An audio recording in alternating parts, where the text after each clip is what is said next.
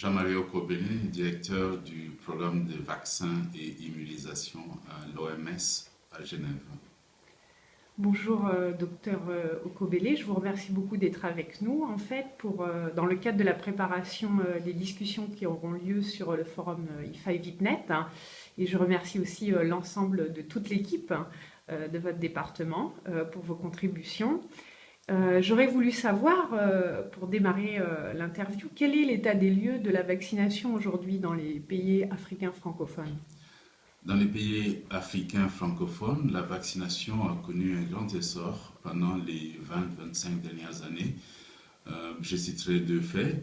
La couverture vaccinale a augmenté progressivement dans la majorité des pays pour atteindre des chiffres genre 70%. C'est une moyenne lorsqu'on considère le vaccin, la troisième dose du vaccin DTC. Je citerai aussi le fait que presque tous les pays africains ont introduit 2 à 3 nouveaux vaccins.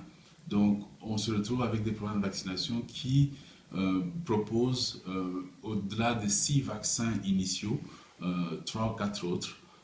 Mais ces pays ont aussi fait des grandes campagnes de vaccination qui ont réussi à juguler des maladies comme la poliomyélite.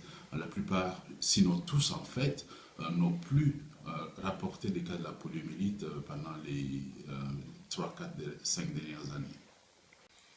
Alors, la vaccination rentre dans le cadre global de la prévention du contrôle des maladies. Nous pensons que la vaccination, c'est un élément parmi plusieurs interventions que les pays doivent proposer pour soutenir la prévention et le contrôle des maladies. En fait, la vaccination, plus l'approvisionnement en eau et l'assainissement, l'hygiène, sont 3 interventions clés qui ont réussi à réduire la mortalité dans tous les pays, y compris les pays avancés, les pays occidentaux. Donc, nous pensons que c'est une intervention parmi celles que tous les pays doivent avoir et qui doivent être accessibles à toute la population. Merci beaucoup. Quel est aujourd'hui le rôle de l'OMS et ses activités en fait pour renforcer la vaccination dans les pays francophones et particulièrement les pays africains et qu'est-ce que par rapport à ça le GIVAP justement apporte? L'OMS a travaillé dans le cadre de la vaccination pour lancer ce programme, pour s'assurer que les décideurs politiques récupèrent cette activité dans le cadre des activités quotidiennes de santé publique. Et cela s'est fait, on a vu pendant les 25 dernières années. L'OMS émet les politiques vaccinales, c'est-à-dire on s'assure qu'il y a cohérence par rapport aux vaccins en ce qui concerne le moment où les personnes cibles doivent être vaccinées, les stratégies, les doses, la qualité des vaccins. L'OMS travaille avec d'autres partenaires pour s'assurer que la production de vaccins est suffisante pour couvrir la demande. L'OMS assure que nous avons une idée globale sur l'estimation de la population couverte et le manque à gagner, le déficit dans le cadre de la vaccination. Et l'OMS s'assure aussi que nous avons des données fiables pour dire si la vaccination produit l'impact voulu. Parce qu'après tout, lorsqu'on vaccine, c'est pour protéger les populations, c'est pour s'assurer que les maladies évitables sont effectivement jugulées et maîtrisées. Voilà, grosso modo, le travail de l'OMS, en plus de la formation, en plus de la facilitation des échanges des expériences, de la promotion de la santé, etc.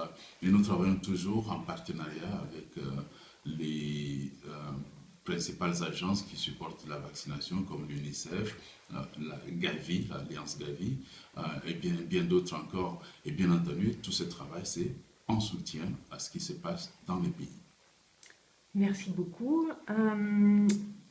Justement, par rapport à la dernière réunion que vous avez eue lors de SAGE, Il y a eu une évaluation du programme GIVAP qui a montré notamment que l'objectif c'était d'augmenter et d'améliorer les vaccinations de routine.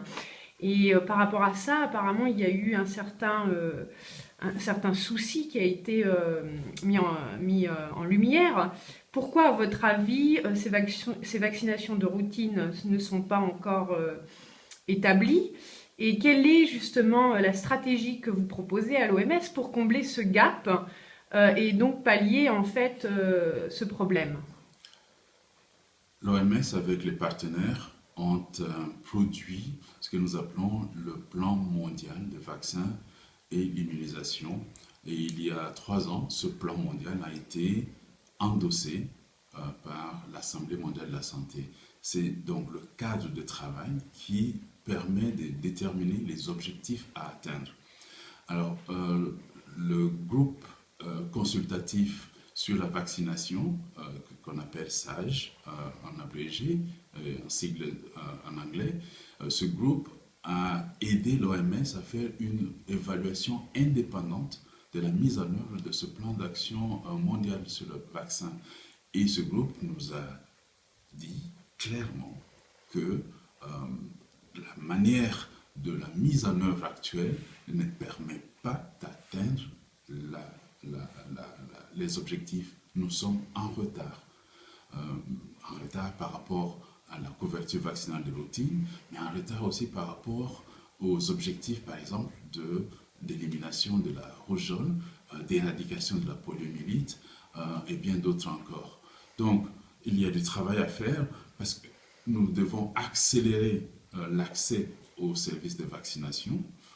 Il y a encore des populations qui n'ont pas accès au quotidien. Il faut les atteindre simplement lorsqu'il y a des grandes campagnes. Et ces campagnes ne permettent pas de vacciner au quotidien. La vaccination au quotidien reste indispensable. Les campagnes viennent en soutien pour des initiatives spécifiques comme l'éradication de la poliomyélite. Mais ces campagnes ne remplacent pas la vaccination au quotidien, qui est la base de notre travail. Alors, l'OMS est en train de discuter avec ses partenaires et avec les pays comment nous assurer que le retard qui est pris pour atteindre les résultats soit remonté et soit remonté rapidement. Vous savez par exemple que entre les nombres d'enfants qui reçoivent la première dose de vaccin DTC par exemple et le nombre d'enfants qui reçoivent la 3e dose, il y a un décalage. Donc en réduisant ces décalages, on peut déjà faire augmenter la couverture vaccinale de manière importante. C'est ce que nous allons discuter avec les pays. Nous allons aussi discuter avec eux comment nous assurer que l'information sur la vaccination soit véhiculée de la manière la plus cohérente, la manière la plus engageante pour que toutes les populations qui sont concernées puissent participer aux campagnes de vaccination. Nous allons aussi nous assurer que les services de santé soient renforcés au niveau des districts. Parce que les districts sanitaires permettent d'atteindre, lorsque les services de santé sont bien organisés, les districts sanitaires permettent d'atteindre toutes les communautés qui sont sous la juridiction de ces districts sanitaires. Et c'est là l'effort que tous les pays en fait devraient faire au cours des 2-3 prochaines années pour que la couverture soit partout en moyenne de 80% au niveau des districts. Merci beaucoup pour ces clarifications.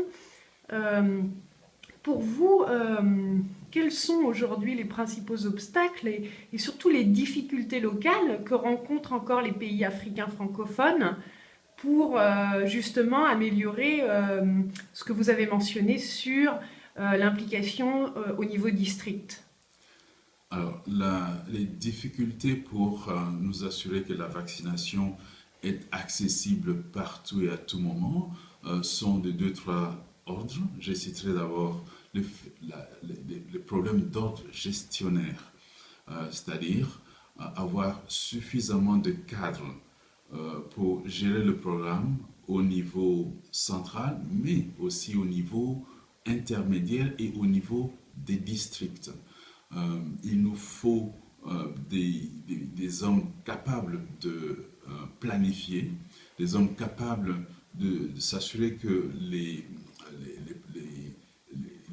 les vaccins et les commodités qui sont nécessaires, les intrants qui sont nécessaires pour faciliter les opérations de vaccination soient toujours disponibles lorsqu'on en a besoin.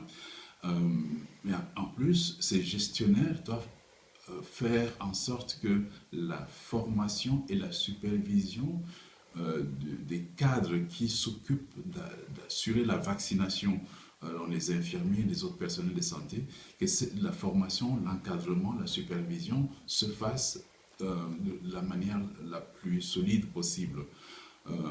Et enfin, il nous faut nous assurer que certains éléments comme les éléments de réfrigération des vaccins, la chaîne du froid, se retrouvent en place à travers tous les systèmes de santé pour que la qualité des vaccins et de la vaccination soit conservée à tous les niveaux. Donc, en bref, c'est des efforts sur le plan gestionnaire, c'est des efforts sur le plan de la délivrance des services, mais c'est aussi des efforts pour faciliter la compréhension, la demande des services de vaccination par la population. Merci beaucoup. Pour terminer, quels sont les messages clés que vous aimeriez dire aux membres en fait, du forum E5VIPNet et aussi les recommandations importantes? La vaccination reste une intervention prioritaire. Elle a permis de juguler la maladie, de prévenir plusieurs maladies infectieuses partout dans le monde. Il nous faut nous assurer que les vaccins soient disponibles au niveau des pays. Il nous faut nous assurer que la distribution des vaccins du niveau central vers les dépôts périphériques se fasse de manière régulière. Il nous faut nous assurer la formation du personnel cadre, mais aussi du personnel chargé d'assurer la formation, pardon, d'assurer les services de vaccination. Mais plus important, c'est communiquer avec les populations pour que le message passe et qu'on évite des rumeurs qui parfois empêchent certaines populations d'accéder à la vaccination. Ce que je voudrais aussi dire, c'est que la vaccination reste un élément parmi d'autres dans le contexte de la santé. Donc, si la vaccination est gérée dans le cadre d'un paquet de services, cela est d'autant mieux parce qu'on répond beaucoup plus aux besoins ressentis par les populations. Il y a donc les services de vaccination d'une part qui sont importants, mais aussi les services de santé qui permettent de juguler d'autres maladies courantes de l'enfance notamment. Mettre tout ce paquet d'interventions ensemble, c'est ce que nous voulons voir se réaliser dans les pays dans le cadre de l'accès aux services de santé universels. Merci beaucoup, Dr Okobele, pour votre disponibilité et pour avoir répondu à ces questions. Merci beaucoup. Merci.